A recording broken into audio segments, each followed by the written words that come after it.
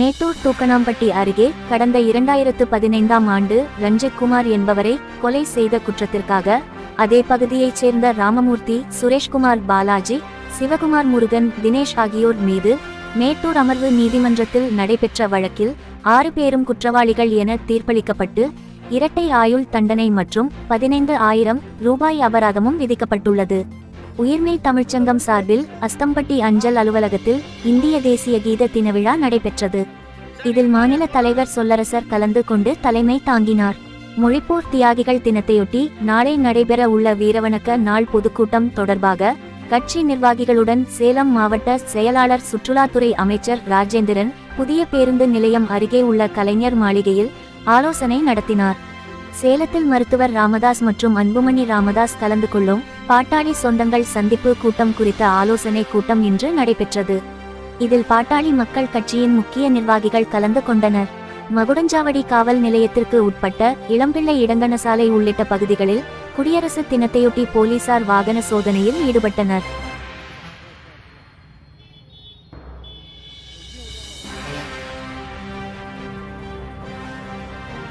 இரண்டாயிரத்து 24-25ஆம் ஆண்டில் சேலத்தில் உள்ள மகளிர் சுய உதவி குழுவினருக்கு 1602 கோடி கடன் உதவி வழங்க இலக்கு நிர்ணயிக்கப்பட்டதில் இதுவரை 1200 கோடி மட்டுமே வழங்கப்பட்டுள்ளதாகவும் எஞ்சியுள்ள 402 கோடியை தாட்கோ மற்றும் மாவட்ட தொழில் மையம் மூலம் தொழில் துவங்க ஆர்வத்துடன் விண்ணப்பிக்கும் மகளிர் சுய உதவி குழுவினருக்கு வழங்கிட சேலம் மாவட்ட ஆட்சியர் வலியுறுத்தியுள்ளார்.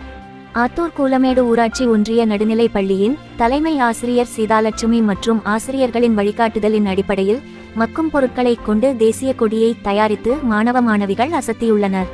தமிழக வெற்றி கழகத்தின் சேலம் மத்திய மாவட்ட செயலாளராக தமிழன் பார்த்திபன் நியமிக்கப்பட்டுள்ளார்.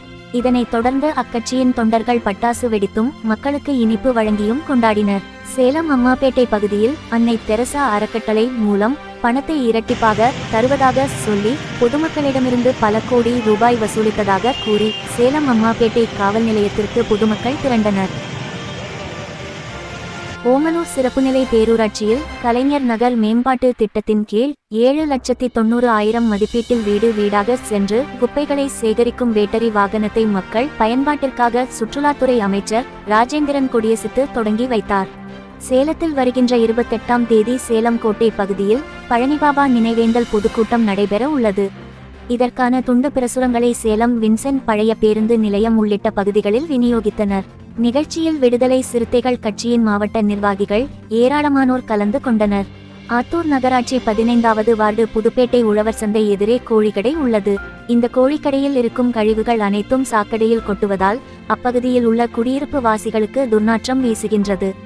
மேலும் பலமுறை கடை உரிமையாளரிடம் இதை எடுத்துச் சொல்லியும் எந்த ஒரு நடவடிக்கையும் எடுக்காததால் ஆத்தூர் நகராட்சி ஆணையர் சையது முஸ்தபா கமாலிடம் அந்த பகுதி மக்கள் புகார் அளித்தனர்.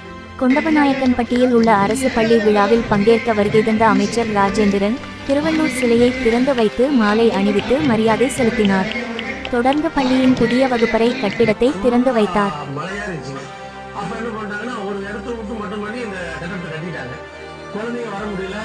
பசுவின் கோமியத்தில் மருத்துவ குணம் இருப்பதாக தவறான தகவலை கூறிய பாரதிய ஜனதா கட்சியின் முன்னாள் தலைவர் தமிழிசை சவுந்தரராஜன் மீது நடவடிக்கை எடுக்க வேண்டும் என சேலத்தைச் சேர்ந்த பல் மருத்துவர் சேலம் மாநகர போலீஸ் கமிஷனரிடம் புகார் மனு அளித்துள்ளார்.